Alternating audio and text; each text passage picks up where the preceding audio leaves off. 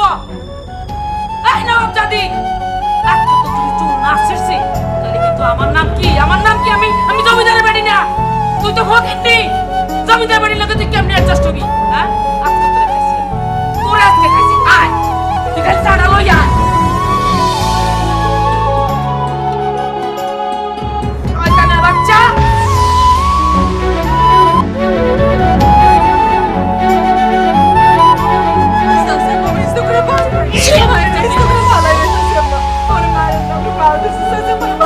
আমার লোকে তেজটা খাস, তেজটা খাস আমার লোকে।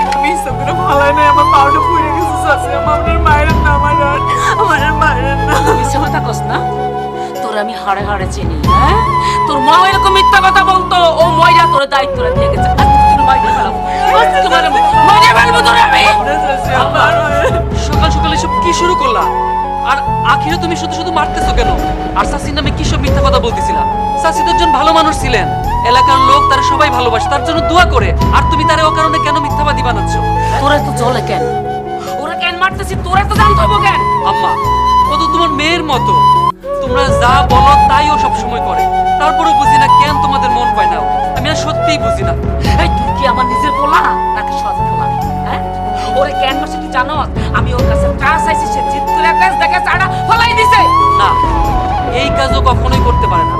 অন্যের মেয়ে বলে তুমি তারে যে অত্যাচার করো, ও কিন্তু তোমার ঠিক নিজের মায়ের মতো সম্মান করে আম্মা।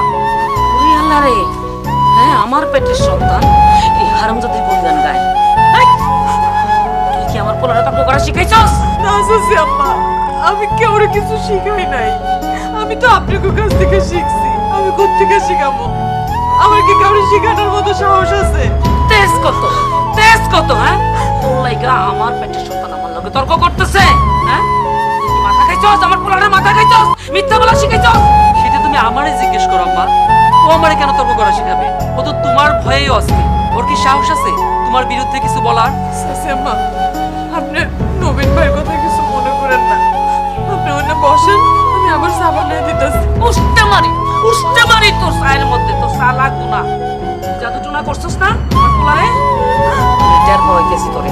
লাগতে মধ্যে বাগেন থেকে যা, যা বেশি।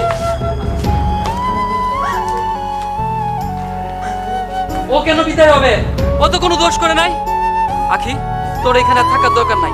এখানে থাকলে অনাচার অবিচার আরো বেশি করে হবে। তুই চল আমার সাথে। না নবীন ভাই, আমি কোথাও যাব না। আমার মেলা কাম আছে। আমার কাম তো আমারই করণ লাগবো। আগে করি আর পরে করি।